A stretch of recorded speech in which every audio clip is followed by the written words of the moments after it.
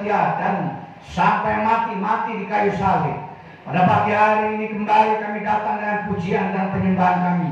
Bapa, berkati kami dari awal sampai akhirnya, pelayan-pelayan, musisi, leader sebagai pemimpin pujian, sehingga sebagai penopang ibadah ini Tuhan, Kau memberkati kami semua jemaat yang hadir, yang masih ada di perjalanan, kiranya Tuhan pimpin sampai di tempat ini dengan selamat, bersukaria, bersorak-sorai satu hati, menyanyi, memuji, menari dan melompat. Bapa, kami buka ibadah ini demi nama Kristus Yesus Tuhan Allah kami. Haleluya. Amin.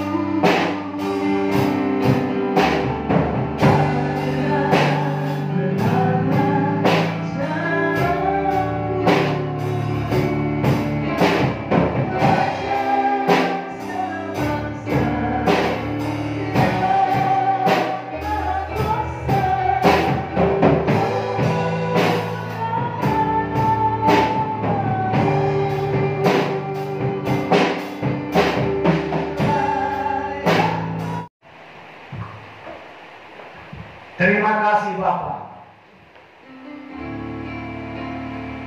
Kami telah memuji dan menyembah.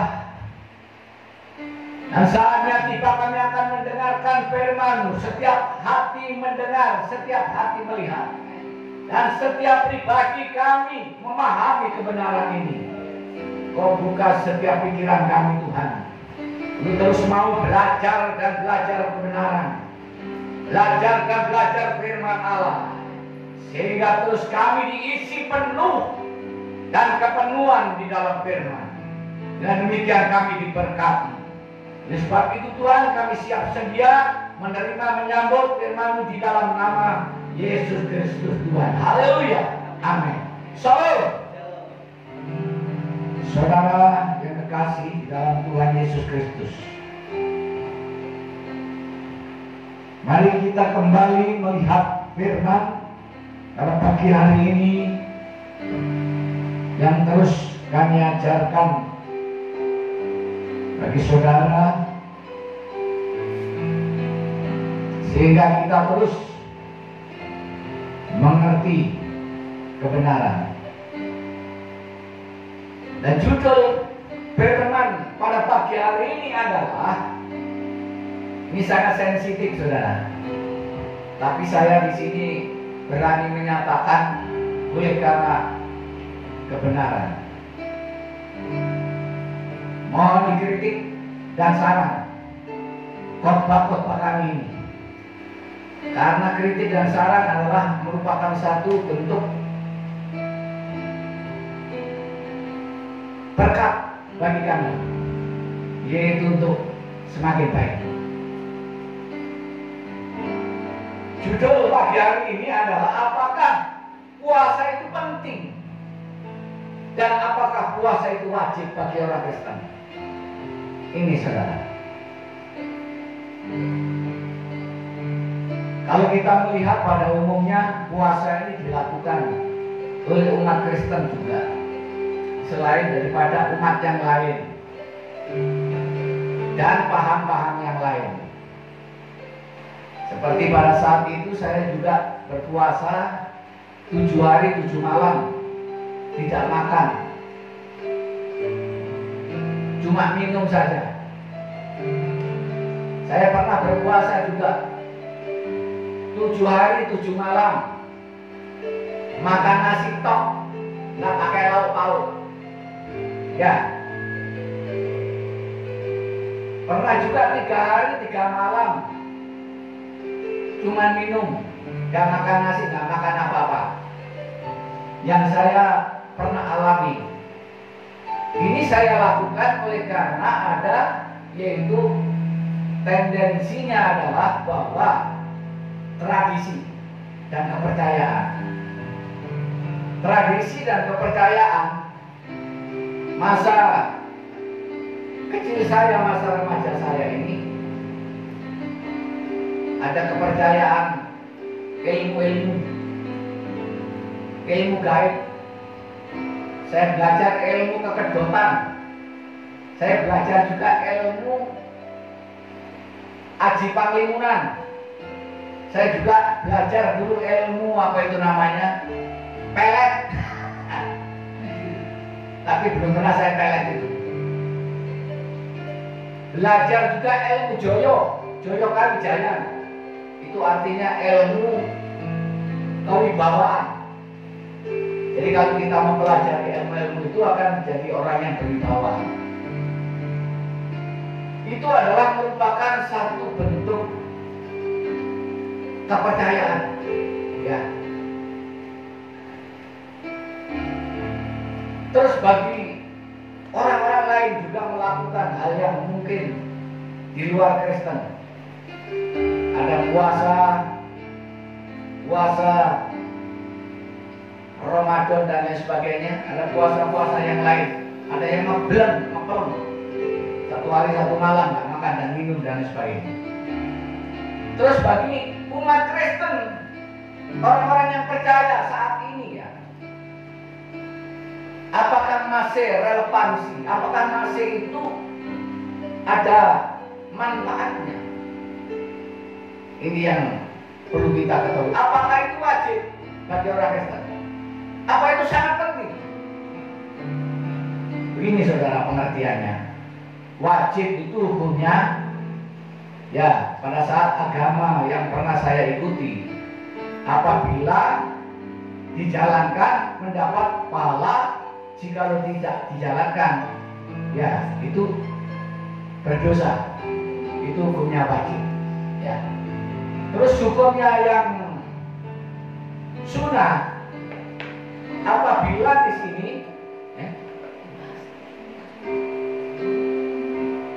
hukum sunnah, apabila di sini dijalankan mendapat pahala, kalau tidak dijalankan di situ tidak berdosa. Terus ada hukum makruh, ya, pada saat saya dulu belajar, apabila dijalankan juga tidak berdosa. Apabila tidak dijalankan juga tidak berdosa. Ya, kemungkinan seperti itu makruh, ya. Saya agak ingat. Nah, itulah sebabnya saudara, bagi kekristenan juga seringkali juga menjalankan itu puasa 40 hari 40 malam. Yang dicontoh siapa? Tuhan Yesus. Jadi Tuhan Yesus pernah berpuasa 40 hari 40 malam. Terus kemudian di sini Musa naik ke gunung Sinai pada saat itu untuk menerima kitab Taurat. Itu juga puasa 40 hari 40 malam. Nah, pengertiannya puasa yang terjadi di sini saat ini bagi kekristenan, apakah itu penting? Apakah itu wajib? Kita pelajari saudara.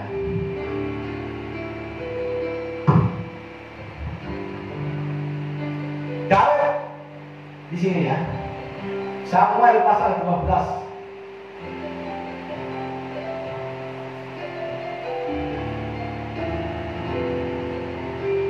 Jangan takut-takut jadi orang.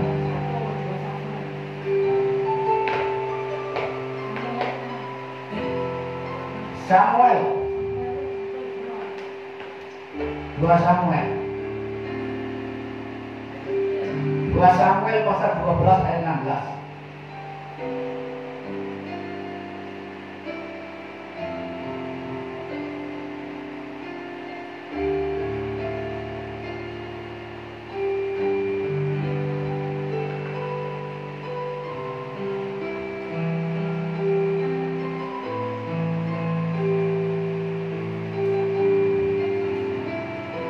Samuel pasal 12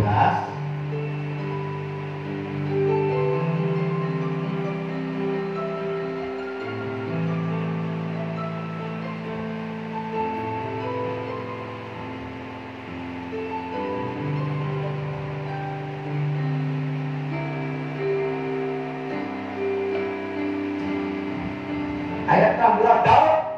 Lalu Daud mohon kepada Allah oleh karena anak itu ia berpuasa dengan tekun, dan apabila ia masuk ke dalam semalam-malaman itu ia berbaring di tanah. Jadi ini puasa Daud. Ia masuk ke dalam kamar dan berbaring di tanah. Jadi tidak tidur di keranjang, di kasur. Tidak. Itu puasanya Daud.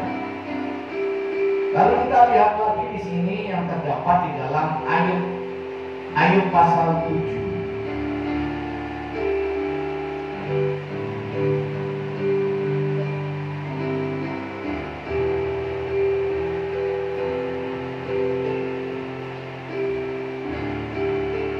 Ayub pasal 7. Ayub pasal 2.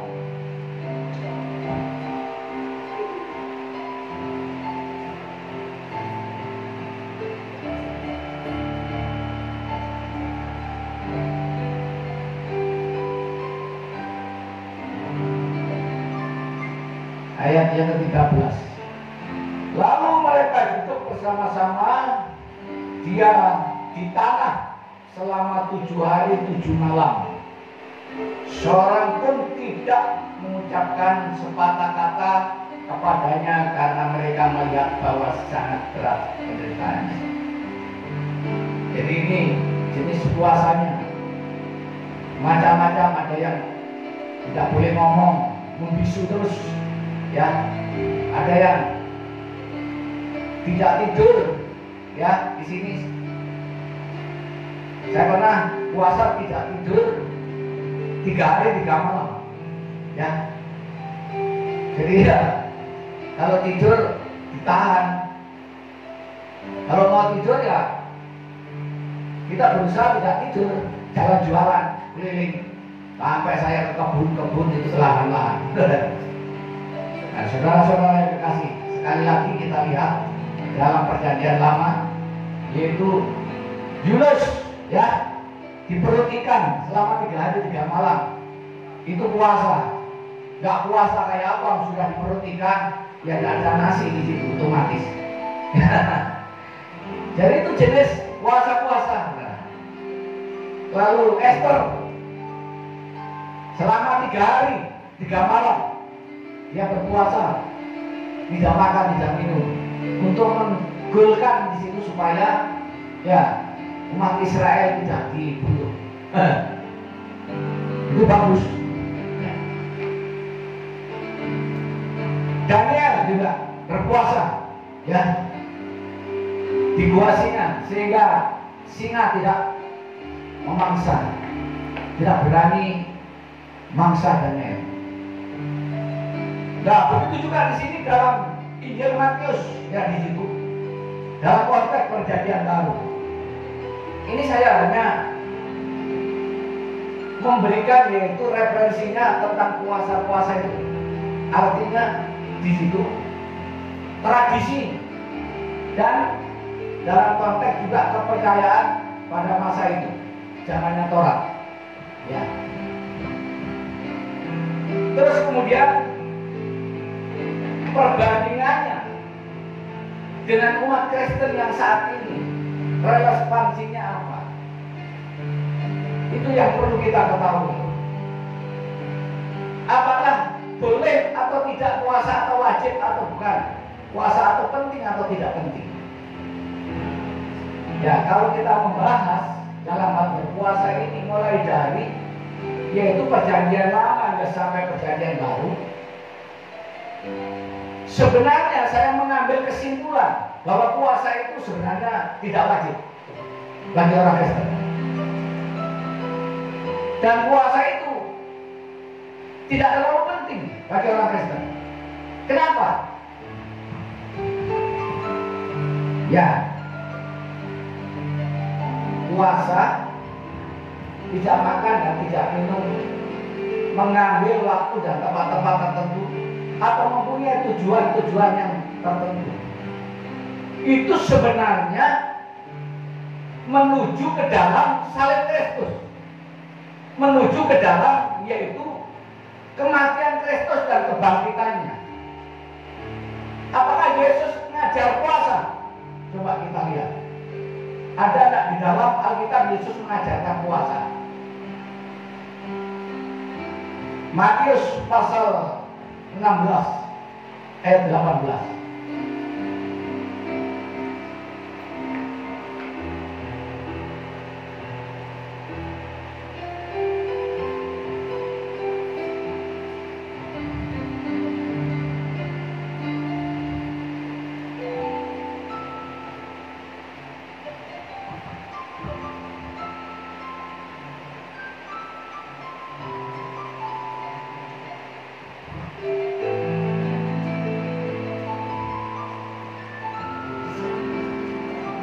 Ini aja, Matius pasal 4 ayat 1 sampai 2.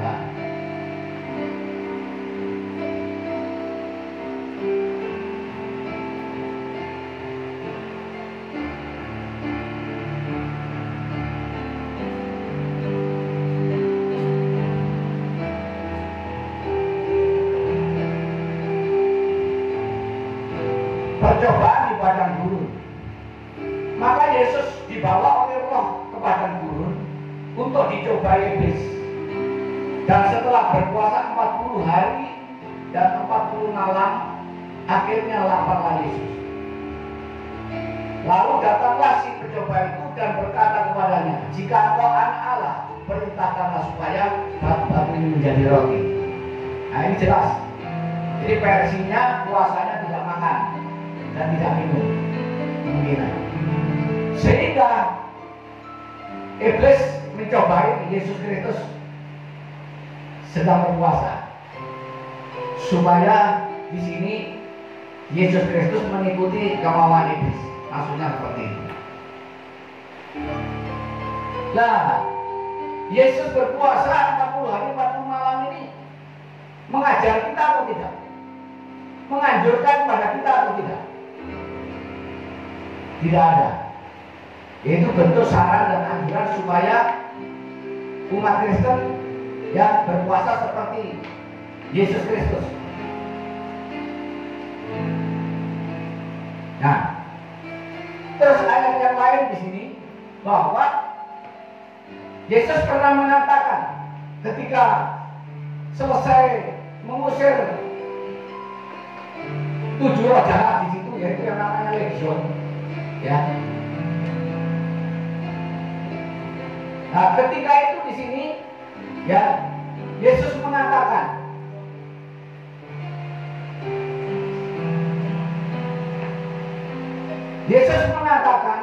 bahwa sejenis ini tidak bisa disembuhkan selain berdoa dan berpuasa. Itu urgensinya. Itu artinya. Jadi di sini Yesus mengatakan hal seperti itu. Apakah itu mengajar kita supaya kita berpuasa? Sepertinya tidak. Lalu di sini diteruskan sampai kepada di sini kematian dan kebangkitan Yesus Kristus. Apakah puasa itu masih berlaku atau tidak? Kita bisa lihat. Ketika pertama kali di sini, setelah kematian Yesus Kristus, kemudian bangkit dan menampakkan diri selama 40 hari 40 malam, maka Yesus Kristus meninggalkan apa? Murid-muridnya, karena terangkat ke surga. Lalu sebelum Yesus Kristus mati pernah mengajar kepada muridnya bahwa ia berkata, aku akan mengirimkan roh penolong dan roh penghibur, yaitu Roh Kudus. Dan oleh sebab itu di sini murid-muridnya setelah Yesus Kristus meninggalkan dunia ini, maka kita lihat yang terdapat pada Kisah Para Rasul.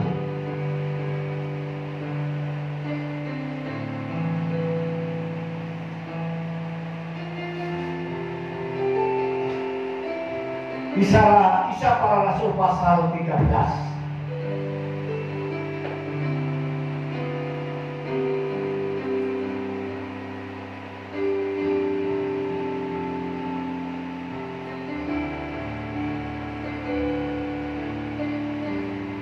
Karena Kisah Para Rasul pasal 13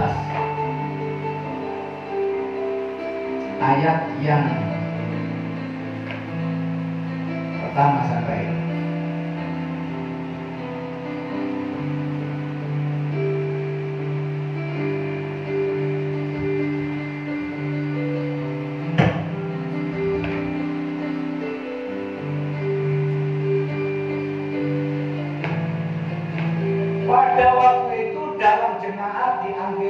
ada beberapa nabi dan pengajar, yaitu Barnabas dan Simon yang disebut Niger.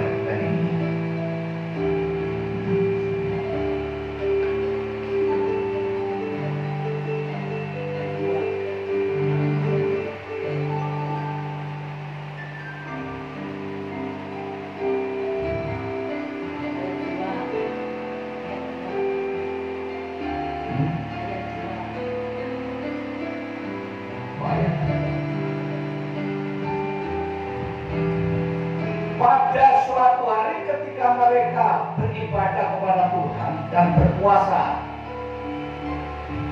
berkatalah Roh Kudus, khususkanlah Barnabas dan Saulus bagiku untuk tugas yang telah kutentukan bagi mereka.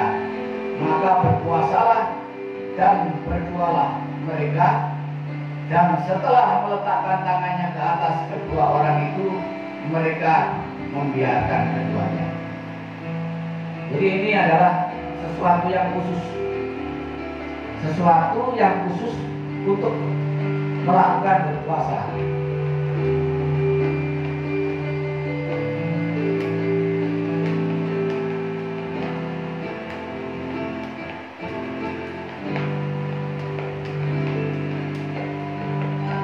Atas perintah Roh Kudus. Jadi atas perintah Roh Kudus ini tidak selalu ya. Itu ada khusus. Makanya saya menjelaskan bahwa di sini puasa itu penting atau tidak penting, wajib atau tidak wajib. Karena di sini menjelaskan bahwa perintah Roh Kudus itu tidak selalu untuk melakukan hal ini. Karena tidak ada tatanan yang khusus di sini bagi Injil ini. Ya, pada hari ini harus berpuasa sampai sekian hari, pada bulan ini berpuasa sampai sekian hari, tidak. Jadi tidak diatur yang seperti itu.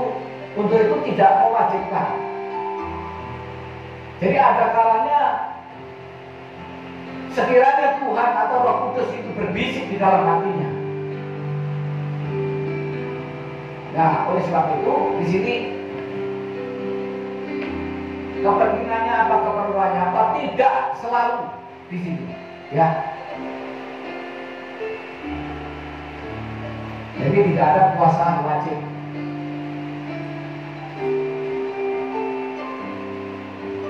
Tapi kalau kita di sini sebagai seorang gembala mau mewajibkan, nah itu ya mensengsarakan jemaat. Karena apa? Bagi mereka yang bekerja, bagi mereka yang tidak bisa melakukan kegiatan itu nanti dirugikan secara fisik, secara materi dan lain sebagainya. Ya. Untuk itu di sini tidak perlu diwajibkan.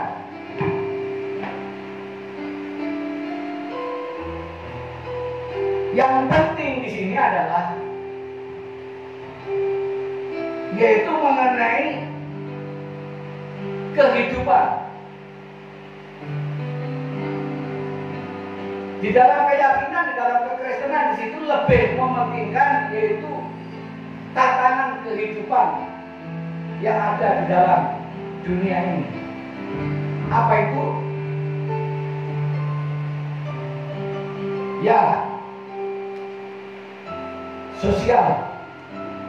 Kita harus punya jiwa sosial seperti kasih Kristus, karena Kristus telah mati bagi kita demi yaitu kasihnya kepada umat manusia. Itu yang harus terjadi di dalam kehidupan kita. Karena apa? Itu sangat penting dan wajib. Yang mewajibkan bukan manusia, tetapi Allah. Karena Yesus Kristus pernah mengatakan, kasihlah sesama manusia seperti mengasihi dirimu sendiri. Jadi lengkapnya, kasihlah Tuhan Allahmu, kasihlah sesama manusia, dan kasih dirimu sendiri. Jadi kehidupan yang sosial, secara sosial ini dan budaya ini sangat penting, yaitu kebersamaan. Persatuan dan kesatuan di dalam Yesus Kristus ini sangat penting. Jadi bukan hal-hal yang seperti tadi, ya, puasa bukan.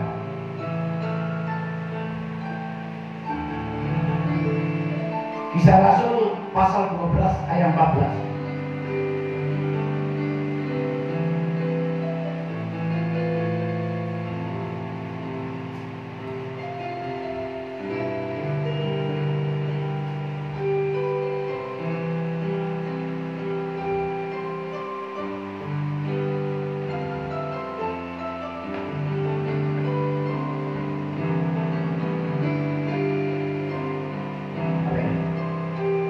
Kisah Para Rasul 12 ayat 14 sampai 40 mengatakan, ia terus mengenal suara Petrus, tetapi karena kiranya ia tidak membuka pintu gerbang itu dan segera masuk ke dalam untuk memberitahukan bahwa Petrus ada di depan pintu gerbang.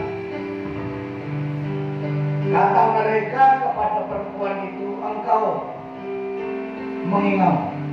Akan tetapi ia tetap mengatakan bahwa benar-benar demikian, kata mereka itu. Nah, ini adalah sesuatu yang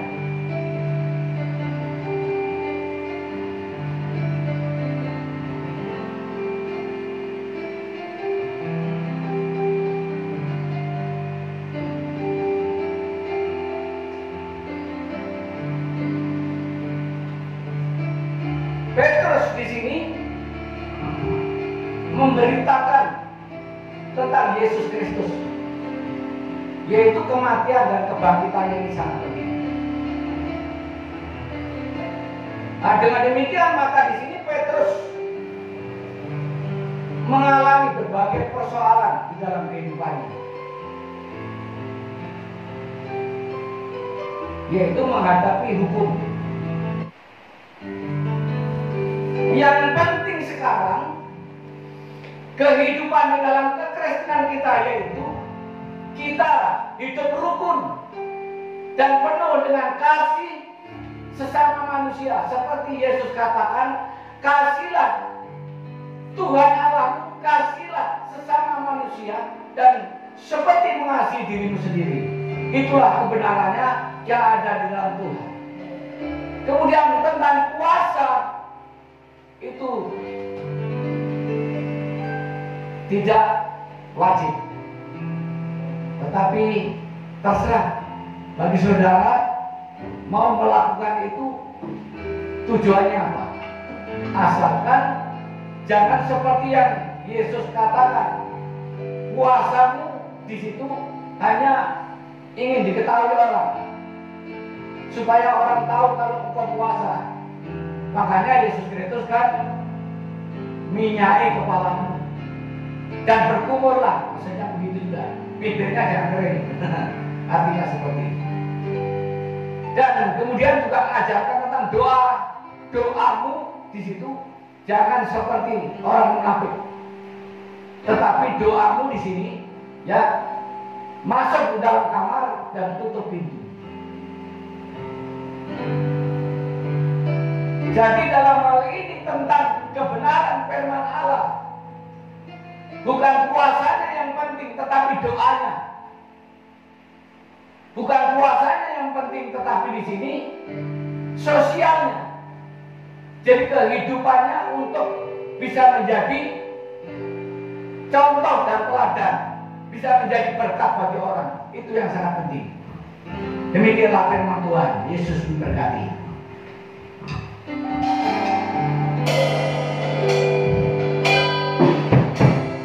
Semua Tuhan menjumpai